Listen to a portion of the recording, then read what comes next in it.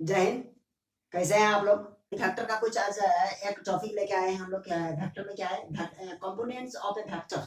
तो देखते हैं वेक्टर में कंपोनेंट क्या होता है, स्केलर क्या होता है, इस चीज के बारे में आज हम लोग थोड़ा सा देखते हैं। और हम लोग एंगल कैसे निकालेंगे, यानी उसका डॉट प्रोडक्ट कैसे होता है, यानी डॉट प्रोडक्ट या स्केलर प्रोडक्ट जिसको बोलते हैं, उस चीज को कैसे फाइंड किया जा सकता है, उस चीज के बारे में हम लोग थोड़ा सा देखते हैं। ठीक है, तो सबसे पहले देखिए यहाँ क्या है, components of vector. Components of vector को थोड़ा सा देख लेते हैं। ठीक है, क्या है कंपोनेंट्स ऑफ वेक्टर? देखिए, कंपोनेंट्स ऑफ वेक्टर क्या होता है और स्केलर वेक्टर क्या होता है, कंपोनेंट्स किसको कहेंगे, स्केलर किसको कहेंगे, इसके बारे में थोड़ा सा हम लोग डिस्कस कर लेते हैं। चलिए देखते हैं। देखिए यहाँ क्या होता है, कंपोनेंट्स ऑफ वेक्टर्स। देखिए कंपोनेंट्स ऑफ वेक्टर यानी यहाँ एक चीज है, देखिए लेट ओ बी, ये एक फिगर होना है। ये क्या है, जब भी हम लोग क्या करें, ये देखिए एक्स एक्सिस, सॉरी ये जेड एक्सिस है, ये आपका वाई एक्सिस है और ये जेड एक्सिस है। ठीक है, एक्चुअल में ये यानी इसमें एक्चुअल में ये किस तरह का है, ये आपका यानी ये जो है ना, ये अंदर तरफ है यानी उधर। ठीक है, तो आपको यानी बोर्ड में 3D पिक्चर यानी इस टाइप का नहीं, संभव नहीं है, क्योंकि यहाँ एक एक्सिस इस तरह खड़ा करना पॉसिबल नहीं है। ठीक है, तो देखिए ये एक्स एक्सिस है, तो ध्यान से देखिएगा यहाँ थोड़ा सा क्या क्या होता है इसमें। Let O be the origin, O को क्या माने, ओरिजिन है, ओरिजिन मतलब केंद्र जिसको बोलते हैं। ठीक है, सेंटर। अब देखिए P यानी P क्या है, P of x, y, z be the any point in space, यानी P कोई पॉइंट है, ये वाला ये क्या है, कोई पॉइंट क्या है, स्पेस यानी आप कहे तो हवा में है। अब वो क्या है, यानी x, y, z। ठीक है, और यानी O से P तक का डिस्टेंस क्या है, r है। ठीक है, O से P तक का डिस्टेंस क्या है, यहाँ लिखेंगे let I, J, K be unit vectors along the x axis, y axis and z axis respectively. ठीक है, यानी देखिए ये एक्स एक्सिस के क्या है, आई कैफ है, और ये वाई एक्सिस के ये जे कैफ है, और जेड एक्सिस के ये के कैफ है। ठीक है, इस चीज को देखते हैं। वही चीज बोला है ओ एक्स, मतलब देखिए ओ यहाँ है, यानी यहाँ से यहाँ तक एक्स एक्सिस है, ओ एक्स है, और यहाँ से यहाँ तक ओ वाई है, यहाँ से यहाँ तक ओ जेड है। तो उसी चीज को कहा गया है, देखिए यहाँ पे। अब यहाँ ध्यान दीजिएगा, let the position vector of P be the vector R, यानी पोजीशन वेक्टर यहाँ से यहाँ तक को बोलेंगे तो वो क्या है, पोजीशन वेक्टर, और पोजीशन वेक्टर आर है। तो आर वेक्टर क्या होगा, देखिए वेक्टर आर इक्वल्स टू, यहाँ देख रहे हैं ना, यहाँ एक्स वाई जेड, इसी में यदि लगा देंगे एक्स आई प्लस वाई जे प्लस जेड के, ओके, ये हो जाएगा, ये हो जाएगा हम लोगों का, क्या हो जाएगा यहाँ देखिए, तो ये हो जाएगा हम लोगों का, यानी वेक्टर आर निकला। अब वेक्टर आर क्या है, देखिए हम लोगों का ये वेक्टर आर निकला।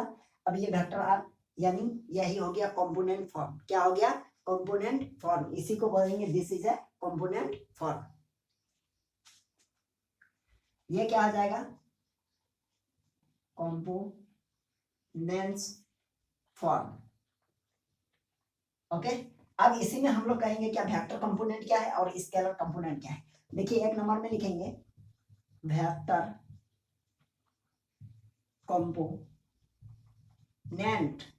वेक्टर कंपोनेंट क्या होगा, एक्स आई होगा, आई के साथ, और वाई जे होगा, और जेड के, ये क्या कहलाएगा, वेक्टर कंपोनेंट। ये चीज क्या है, वेक्टर कंपोनेंट। यदि इसी चीज को हम कहेंगे स्केलर कंपोनेंट, स्केलर कंपोनेंट, तो यह हो जाएगा एक्स, वाई, जेड, तो यह हो जाएगा स्केलर कंपोनेंट। आई होप यह समझ में आ गया कि वेक्टर कंपोनेंट क्या होगा। ये आपका क्या कहलाएगा, ये वेक्टर आर जो हम लोग निकालेंगे, ये वेक्टर आर क्या है, ये है आपका कंपोनेंट फॉर्म। और यदि आपका आई जे और के साथ है तो वो हो जाएगा आपका वेक्टर कंपोनेंट। और यदि आई जे के को छोड़ के आप सिर्फ उसका कोफिशिएंट को लिखते हैं तो वो हो जाएगा, हम लोग वो क्या बोलते हैं, वो हो जाएगा स्केलर कंपोनेंट। ठीक है, आई होप ये समझ में आ गया होगा। अब देखते हैं हम लोग थोड़ा सा, यानी यूनिट वेक्टर वगैरह क्या होता है, यूनिट वेक्टर किसको बोलते हैं, उस चीज के बारे में थोड़ा सा देखते हैं। या फिर हम लोग क्या कहते हैं, डायरेक्शन रेशियो क्या है, डायरेक्शन कोसाइन क्या है, उस चीज के बारे में थोड़ा सा देखेंगे।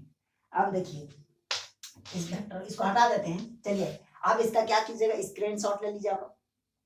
यहाँ लिखेंगे क्या, direction ratio and direction cosine. Direction ratio और डायरेक्शन कोसाइन के बारे में हम लोग क्या लिखते हैं। देखिए डायरेक्शन कोसाइन को हम लोग शॉर्ट में इस तरह भी लिखते हैं, ठीक है। कहीं ये अगर देखें आपको दिखाई दे तो क्या है डायरेक्शन कोसाइन, और यहाँ डायरेक्शन रेशियो को हम लोग शॉर्ट में क्या लिखेंगे, सॉरी डायरेक्शन रेशियो, ठीक है। ये रहेगा तो क्या पढ़ना है डायरेक्शन रेशियो ही है। अब देखिए हम लोग क्या करेंगे इस चीज में, यानी डायरेक्शन रेशियो क्या होता है और डायरेक्शन कोसाइन क्या होता है, ये चीज हम लोग थोड़ा सा देख लेते हैं। ध्यान से देखिए, लेट सपोज कीजिए आपका कोई वेक्टर है, सपोज कीजिए कोई वेक्टर m है, m वेक्टर इक्वल्स टू आपका क्या है ai plus bj plus ck, ये आपका कोई वेक्टर है, ठीक है। तो हम लोग डायरेक्शन रेशियो क्या लिखेंगे, डायरेक्शन रेशियो हो जाएगा, देखिए इसका कंपोनेंट a b और ये c, ये क्या हो जाएगा डायरेक्शन रेशियो। अगर यदि हम लोग डायरेक्शन कोसाइन निकालते हैं तो डायरेक्शन कोसाइन थोड़ा तुरंत निकल जाएगा। देखिए हम लोग क्या लिखेंगे, let l m n be the direction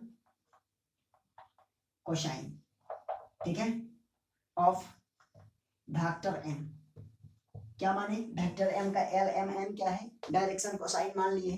तो देखिए हम लोग l इक्वल्स टू निकालेंगे एक एक करके। l इक्वल्स टू जब निकालेंगे l इक्वल्स क्या क्या निकलेगा, देखिए तो सबसे पहले ये फर्स्ट में क्या है, फर्स्ट में a है, तो फर्स्ट में a को लिखिए और इसी का क्या लिखेंगे, सारे वेक्टर का क्या है मैग्नीट्यूड। देखिए तो यहाँ यानी a square plus b square plus c square, तो हम लोगों का ये क्या निकला, ये l निकला। तो इसी प्रकार सिमिलरली m निकलेगा तो क्या होगा, यहाँ लिखिएगा b होगा, और b equals to root under a square plus b square plus c square, है ना। ये देखिए और उसी प्रकार हम लोगों का n होगा, तो n होगा तो क्या होगा, n देखिए यहाँ c, तो c equals to root under a square plus b square plus c square. I hope यह समझ में आ गया होगा। l m n वो क्या था हम लोगों का डायरेक्शन कोसाइन, ठीक है। तो डायरेक्शन कोसाइन इसी प्रकार से निकाला जाएगा, ठीक है। आई होप यह समझ में आ रहा है। देखिए एक एग्जांपल करके देखते हैं, ठीक है। सपोज कीजिए यहाँ एग्जांपल हम लिख देते हैं, एग्जांपल सपोज कीजिए यहाँ क्वेश्चन बोला जाएगा, if vector a equals to 2i plus 3j plus 4k then find direction ratio and direction cosine. देखिए यदि आपके पास vector if vector a equals to इतना है then find direction ratio and direction cosine. यदि आप लोग यानी ऐसे आपके सिचुएशन ऐसा कहीं रहे तो क्या लिखिएगा, सबसे पहले सॉल्व, यहाँ लिखिएगा as given that, as given that क्या दिया हुआ है, देखिए तो वेक्टर a इक्वल्स टू क्या है 2i plus 3j plus 4k Kaif. तो सबसे पहले लिखेंगे कि direction ratio of vector a, तो क्या होगा 2, 3, 4, बस हो गया डायरेक्शन रेशियो। अब देखिए यदि हम लिखेंगे डायरेक्शन कोसाइन तो यहाँ लिखेंगे लेट l मान लीजिए m n be the direction cosine of किसका वेक्टर m, सॉरी m नहीं यहाँ क्या माने a माने, जो भी आपका रहेगा वो लिखिए। तो देखिए आप कैसे निकालेंगे, l इक्वल्स टू क्या होगा, l इक्वल्स टू फर्स्ट में देखिए क्या है 2 है यानी i का कोफिशिएंट। अब यहाँ देखिए सारा का क्या होगा a स्क्वायर प्लस यानी 2 का स्क्वायर प्लस 3 का स्क्वायर प्लस 4 का स्क्वायर इक्वल्स टू कितना हो गया 2 हुआ। यह देखिए 4 होगा 9 होगा और ये 16 होगा, कितना हो गया ये 16 और ये 9, आई ऑफ ये हो जाएगा आपका 25 और 25 और 4 29, तो रूट अंडर 29 l निकला। तो m इक्वल्स टू क्या होगा देखिए तो 3 अपॉन यानी 3 बटे root under 29, n equals to क्या होगा रूट अंडर यानी 4 बाई रूट अंडर 29, ठीक है। तो ये l m n जो निकला वो क्या हो जाएगा आपका डायरेक्शन कोसाइन हो गया, ठीक है। आई हो गया डायरेक्शन कोसाइन निकलना, ये क्लियर हो गया होगा कैसे निकाला जाता है, कैसे निकाला जाता है। चलिए अब इसका स्क्रीनशॉट ले लीजिए, फिर हम लोग देखेंगे नेक्स्ट। चलिए ये देखिए एक क्वेश्चन ये है, ये कहा जा रहा है कि let vector a equals to ये दिया हुआ है and vector b equals to ये। If vector A equals to B है, यहाँ क्वेश्चन क्या दिया हुआ है, vector A equals to vector B है, then find the value of a1 b1 and a3। अब a1 b2 एंड a3 ये इसका वैल्यू निकालना है, और वेक्टर ए और वेक्टर बी क्या है, एक दूसरे का यानी बराबर है। तो यहाँ यदि दो वेक्टर बराबर होता है तो क्या होता है, यहाँ लिखेंगे सॉल्व, यदि vector A equals to vector B है ना। सबसे पहले ये आप लिखिएगा as given that vector A equals to vector B. देखिए ए क्या है यहाँ, तो ये हो जाएगा I1 A1 plus I3J plus A3, ये हो जाएगा एंड वेक्टर सॉरी इक्वल है, अब इक्वल, अब बी के प्लेस पे क्या है ये देखिए 2I plus B2J plus KI। यहाँ KI तो नहीं है, यहाँ कुछ होगा, हाँ कुछ नहीं, ठीक है। अब देखिए क्या करें, ये I देखिए I वाला के कंपोनेंट के साथ क्या होगा, इक्वल होगा, यानी ये I है, यहाँ पे I है, तो I के आगे क्या है 2 है, I क्या है A1, दैट मींस A1 का वैल्यू क्या हो जाएगा 2 हो गया। अब देखिए यहाँ देखिए J और यहाँ भी J, तो उसका मतलब B2 का वैल्यू क्या हो जाएगा 3। अब देखिए इसका मतलब फिर हो जाएगा आपका A3 का वैल्यू क्या है, कुछ नहीं तो 1 तो है ना, तो 1 हो जाएगा, ठीक। तो ये हम लोगों का क्या हो जाएगा रिक्वायर्ड वैल्यू, लास्ट में लिख सकते हैं required value A1 equals to ये B2 इक्वल्स टू 3 और A3 इक्वल्स टू 1, ठीक है। आई होप ये क्लियर हो गया होगा।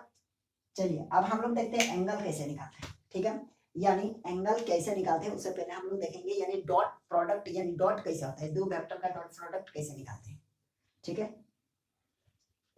चलिए आप इसका स्क्रीनशॉट ले लीजिए। आप देखिए यहाँ लिखेंगे डॉट प्रोडक्ट, क्या लिखेंगे कि डॉट प्रोडक्ट एंड इसी को बोलते हैं स्केलर प्रोडक्ट भी बोलते हैं, क्या बोलते हैं स्केलर प्रोडक्ट। चलिए डॉट प्रोडक्ट या स्केलर प्रोडक्ट क्या होता है अब देखते हैं। यदि आपके पास वेक्टर a इक्वल्स टू क्या है, क्या मान सपोज कीजिए ये I plus YJ plus ZK ये है, एंड दूसरा कोई वेक्टर b है आपके पास है ये AI plus BJ plus CK। तो इस सिचुएशन में क्या होगा देखते हैं। यदि आपको निकालना है a डॉट, यानी इसी को क्या बोलते हैं डॉट, इसको थोड़ा सा बढ़ाए ताकि दिखाई दे, ऐसा नहीं कि आप a लिखे ऐसे और छोटा सा कर दिए, तो ये नहीं करना है, इसको थोड़ा सा क्या करना है बड़ा ताकि दिखे, ठीक है। इसको क्या पढ़ेंगे a dot b, a dot b निकालते हैं तो क्या होता है देखिए, सबसे पहले a का वैल्यू लिखिए, वेक्टर क्या है ये YJ प्लस ZK डॉट, यहाँ हो जाएगा आपका AI plus BJ plus CK। अब इसको देखिए डॉट प्रोडक्ट कैसे निकालते हैं, I वाला के साथ मल्टीप्लाई होगा, तो कहने का मतलब देखिए x इंटू a, और ये I और ये I क्या होता है देखिए ध्यान दीजिएगा, यदि I डॉट I हो गया तो इसका वैल्यू क्या होगा 1, ठीक है। यदि J डॉट J हो गया तो इसका वैल्यू क्या हो जाएगा 1, यदि K डॉट K हो गया तो इसका वैल्यू क्या होगा 1 होगा, ठीक है। क्लियर हो गया होगा। तो याद रखिएगा कि सेम का डॉट होगा तो क्या होगा वो उसका वैल्यू 1 होगा।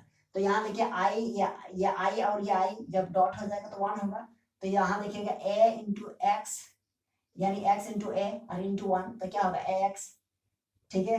और 1 लिखिए या ना लिखिए ax हो गया, और प्लस यहाँ हो जाएगा आपका by और प्लस यहाँ हो जाएगा आपका cz, ठीक है। तो ये हम लोगों का क्या निकला a डॉट b, क्लियर है। तो हम लोगों का डॉट प्रोडक्ट ऐसे निकलता है। अब देखिए एग्जांपल और एक, सपोज कीजिए वेक्टर a इक्वल्स टू आपका है क्या I है प्लस 2j और k है, and vector b equals to 3I plus 2j plus 5k। अब हम इसका डॉट प्रोडक्ट निकालते हैं, हम लोग देखते हैं यानी क्या होता है a डॉट b। यदि vector a dot vector b equals to, यहाँ लिखेंगे वेक्टर ये I plus 2j plus k, और यहाँ देखेंगे dot vector 3I plus 2j plus 5k। अब देखिए इसको डॉट प्रोडक्ट कैसे होते हैं, vector a dot vector b, ठीक है। यहाँ देखिए ये I वाला और ये I वाला क्या है, इसके कोएफिशिएंट क्या है कुछ नहीं तो 1, और यहाँ 3 है, तो 1 इंटू 3 मतलब 3 हो गया, प्लस यहाँ भी प्लस है, तो 2 और 2 कितना हो जाएगा 4, प्लस, यानी इसके आगे कुछ नहीं तो 1 है और इसके आगे क्या है 5 है। तो देखिएगा 5 × 1 यानी 5 हो गया।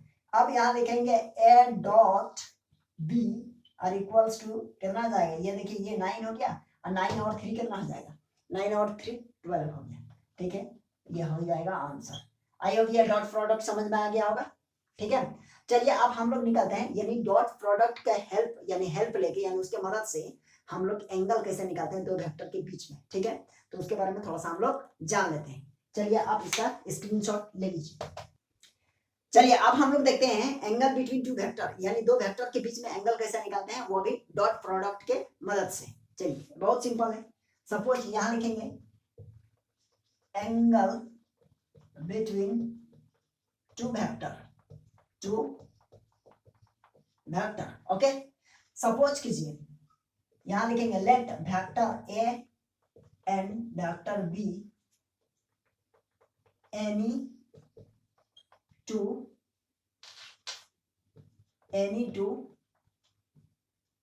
Non zero vector, any two non zero vector. ठीक, और यहां लिखेंगे theta be the angle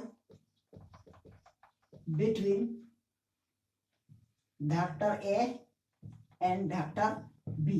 suppose कीजिए वेक्टर ए और वेक्टर बी कोई दो वेक्टर है, ठीक है, और वो क्या है, वो कोई दोनों वेक्टर है, लेकिन वो दोनों वेक्टर नॉन जीरो है, मतलब जीरो वेक्टर नहीं है, कुछ ना कुछ एलिमेंट है।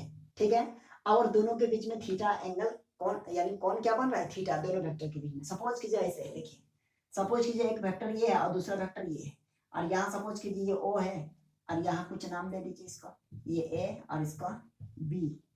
सपोज कीजिए ये वेक्टर ए है और ये वेक्टर बी।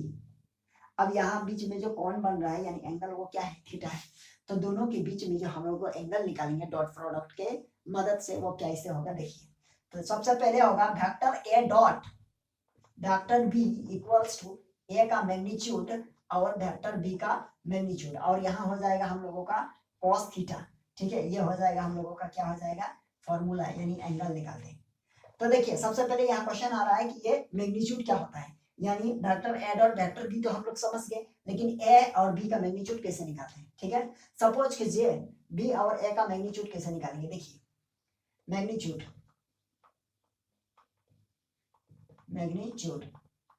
कैसे निकालते हैं। सपोज कीजिए let vector A equals to 2i plus 3j plus 1k, यानी कुछ नहीं तो k है। अब इस वेक्टर का कीजिए, अब इस वेक्टर का हम लोग मैग्नीट्यूड निकालेंगे। मैग्नीट्यूड कैसे होता है, देखिए आप क्या कीजिएगा, दोनों तरफ ये मॉड जैसा लगा के, यही है मैग्नीट्यूड। आप क्या कीजिएगा इसका, देखिए यानी 2 का स्क्वायर प्लस 3 का स्क्वायर प्लस इसके आगे कुछ नहीं तो 1 का स्क्वायर। तो आप ए का मैग्नीट्यूड हम लोग निकाल लेंगे, कितना हो जाएगा 4 + 9 + 1, तो ये हो जाएगा √14। तो ए का मैग्नीट्यूड कितना निकला, √14 निकला। यदि आपके पास यहाँ माइनस है, सपोज कीजिए यहाँ अगर आता आपका माइनस के, तो हम लोग क्या लिखते हैं, ऐसे ब्रैकेट में ले लेते हैं और इसको -1 का स्क्वायर करते हैं। ठीक है, चलिए आई होप ये मैग्नीट्यूड निकालने सीख गए। और एंगल का ये फॉर्मूला है, जब भी एंगल निकालेंगे तो उसके लिए क्या करना होगा, यानी A dot B equals to A का मैग्नीट्यूड इंटू बी का magnitude equals to cos theta हम लोग निकालेंगे। ठीक है, क्या निकालेंगे, cos थीटा। अब देखते हैं ये cos थीटा निकाल लेते हैं। तो इसमें एक यानी यदि क्वेश्चन यानी क्या होगा, 0 डिग्री बनाएगा, यानी क्या होगा, एक्स एक्सिस के पैरेलल रहेगा, तो ए डॉट बी क्या हो जाएगा, उस चीज को हम लोग देखेंगे। चलिए आप इसका स्क्रीनशॉट ले लीजिए। फिर हम लोग मिलते हैं नेक्स्ट वीडियो में। आज का वीडियो यहीं तक, फिर हम लोग इससे नेक्स्ट वीडियो में देखेंगे, यानी एंगल कैसे निकालते हैं और एंगल को यानी निकालना हम लोग सीखेंगे। ठीक है, और जब एंगल 0 डिग्री होगा तो यानी क्या होगा, 90 डिग्री होगा तो क्या होगा, और 180 डिग्री होगा तो क्या होगा, उसके बारे में भी हम लोग नेक्स्ट वीडियो में चर्चा करेंगे। ठीक है, फिर मिलते हैं हम लोग नेक्स्ट क्लास में। जय हिंद।